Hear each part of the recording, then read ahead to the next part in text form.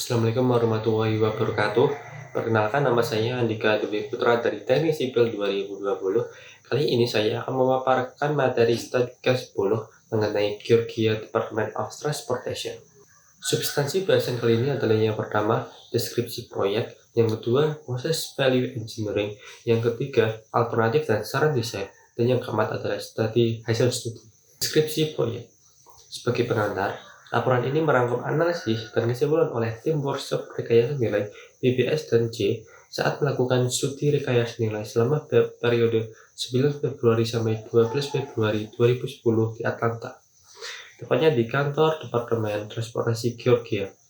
Subjek studi rekayasa nilai diidentifikasi dalam laporan konsep proyek sebagai nomor PI 0009542 I20 eastbound dari I285 ke Syiah 5150 atau Panola Road, CD System di DeKalb County, Georgia. Desain untuk proyek tersebut telah disiapkan oleh Arkadis, dan pada saat workshop, rencananya telah maju ke tingkat desain awal. Tujuan utama dari proyek ini adalah untuk memperbarui dan memperpanjang umur operasional segmen penting dari sistem antar negara bagian Georgia. Proyek ini dilakukan untuk mengatasi masalah operasional akibat global di I-20 arah timur antara I-285 dan Wesley Chapel Road. Proyek ini dirancang dengan umur desain sekitar 10 tahun. Dirancang untuk mengatasi kekurangan sistem di area proyek dengan membebaskan kapasitas jalan bebas hambatan, meningkatkan keluaran kendaraan, dan akan mengatasi pergerakan kendaraan yang saling bertentangan dan kondisi lalu lintas stop and go untuk menciptakan kondisi perjalanan yang lebih aman. Pada sisi sebelah kiri merupakan hitungan lalu lintas AATT ke arah timur saja pada tahun ini, yaitu 2009, pada tahun buka 2012, dan pada tahun desain 2032. Berikut ini adalah peta lokasi proyek, yang mana simpang susun I-285 dan I-20 berada di sebelah barat atau kiri, dan untuk simpang susun I-20 dan Wesley Chapel Road berada di sebelah tengah, dan simpang susun I-20 dan Panola Road berada di sebelah kanan atau sisi timur. Berikut adalah simpang susun I-25 dan I-20 dalam jarak yang lebih dekat. Berikut adalah simpang susun I-20 dan Wesley Chapel Road pada jarak yang lebih dekat. Berikut adalah simpang susun I-20 dan Panola Road dalam jarak yang lebih dekat. Proses value engineering.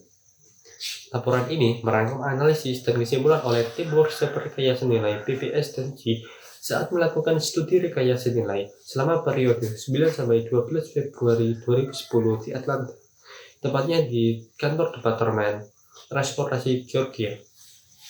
Tim rekayasa nilai mengikuti rencana kerja rekayasa nilai 7 langkah sesuai SAFE Internasional. Rencana kerja 7 langkah mencakup hal-hal berikut. Yang pertama adalah fase investigasi atau informasi.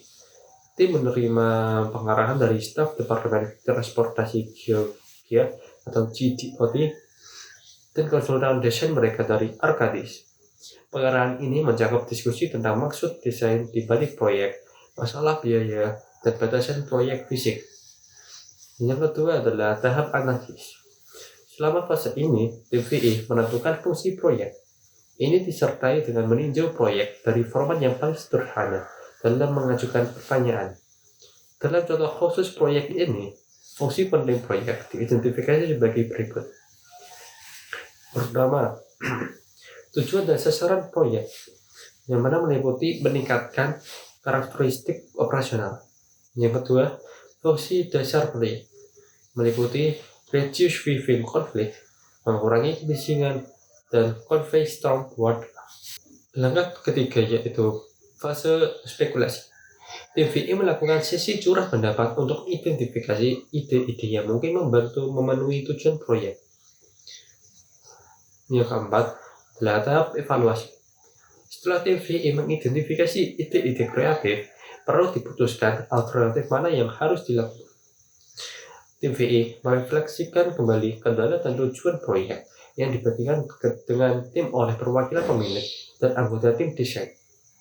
Setelah proses seleksi tersebut, tim VI menggunakan nilai-nilai berikut sebagai ukuran apakah suatu alternatif bernilai cukup untuk dibawa ke dalam proses VI, yaitu mempercepat pengiriman proyek, hidup dalam batasan disabilitas, penerapan dari alternatif, tingkatkan nilai, meningkatkan perawatan, penghematan biaya konstruksi, penghematan biaya siklus hidup. Berdasarkan kriteria tersebut, tim VI mengevaluasi alternatif dan memeningkatkannya dari 5, yaitu sangat baik, sampai 1, yaitu buruk. Langkah kelima yaitu tahap pengembangan.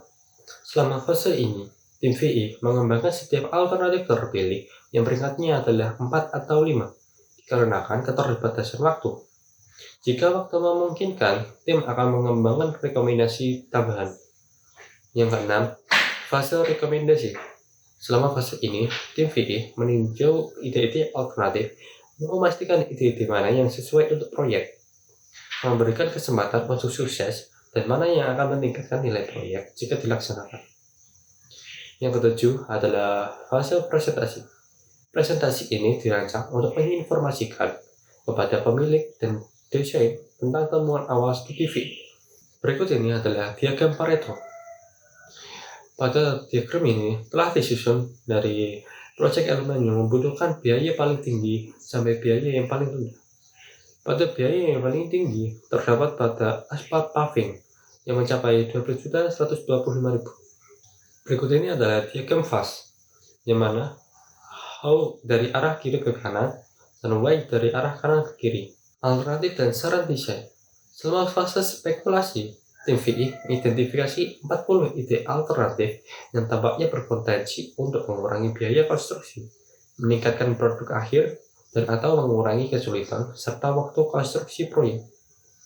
Kemudian, setelah tahap evaluasi selesai, ada 9 ide alternatif untuk dipertimbangkan lebih lanjut. Alternatif nomor AC1 dengan desain asli mengusulkan konstruksi bahu luar 12 inch untuk panjang jalur city. Kemudian untuk alternatifnya mengusulkan penggunaan bahu luar 10 inch yang diaspal untuk panjang jalur city. Alternatif nomor AC1 memiliki peluang yang pertama yaitu pengurangan secara penuh trotoar kuantitas yang jelas, yang kedua pengurangan biaya konstruksi, yang ketiga pengurangan waktu konstruksi. Sedangkan untuk risiko tidak ada yang terlihat. Jika menggunakan alternatif nomor AC1, diperkirakan akan menghemat biaya sebanyak $150.938.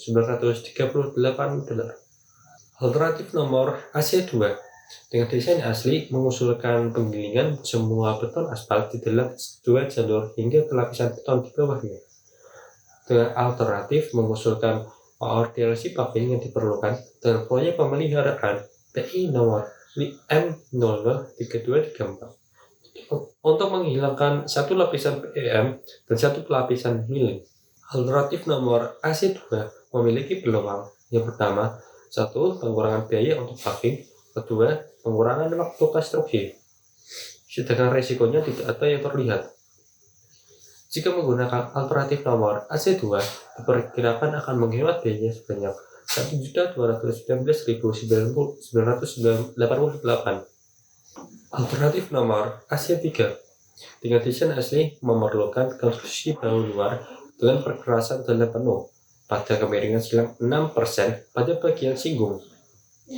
Dengan alternatif mengusulkan untuk membangun bahu luar dengan perkerasan dalam penuh dengan kemiringan melintang 4% pada bagian singgung, dengan ilustrasi sebagai berikut. Alternatif nomor AC3 memiliki peluang 1. Pengurangan dalam future milling cost, yang kedua pengurangan dalam future leveling cost. Sedangkan risikonya dapat berdampak pada drainase.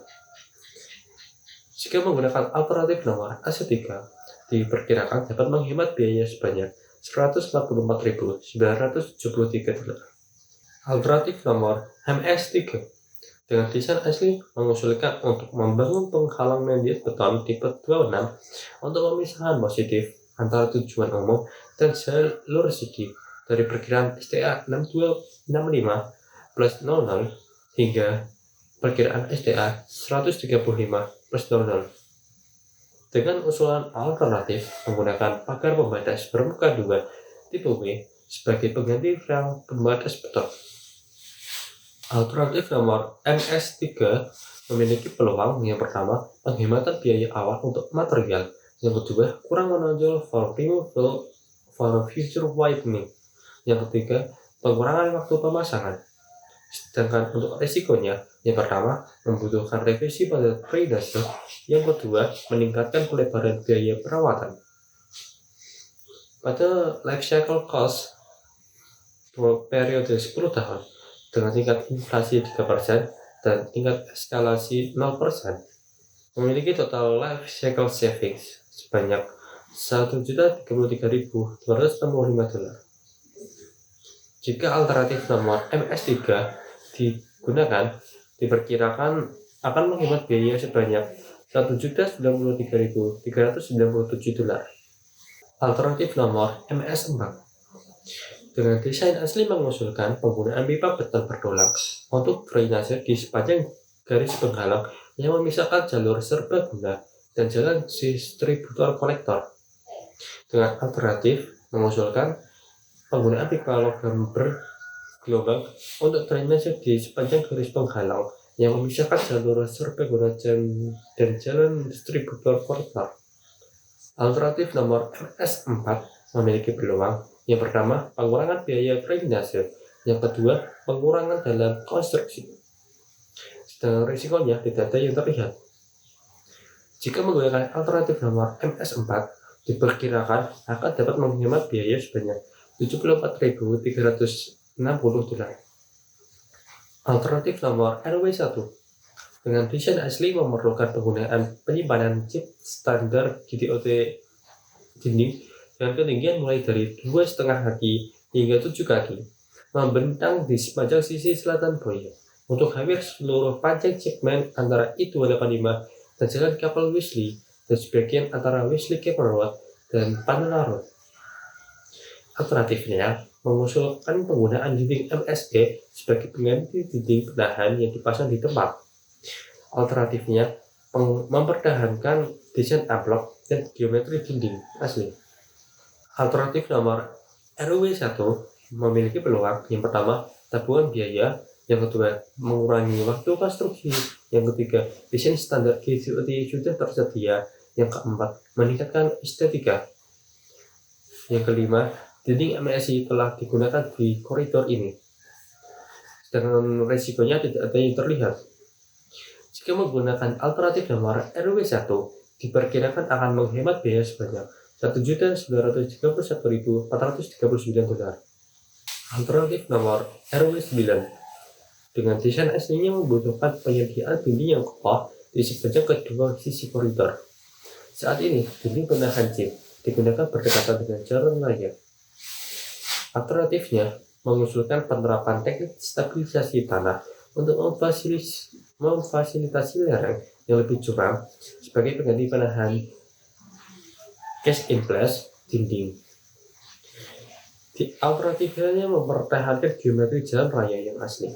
Alternatif nomor RW9 memiliki peluang. Yang pertama, tabungan biaya. Yang kedua, pengurangan waktu konstruksi. Yang ketiga, konstruksi yang tidak mengganggu.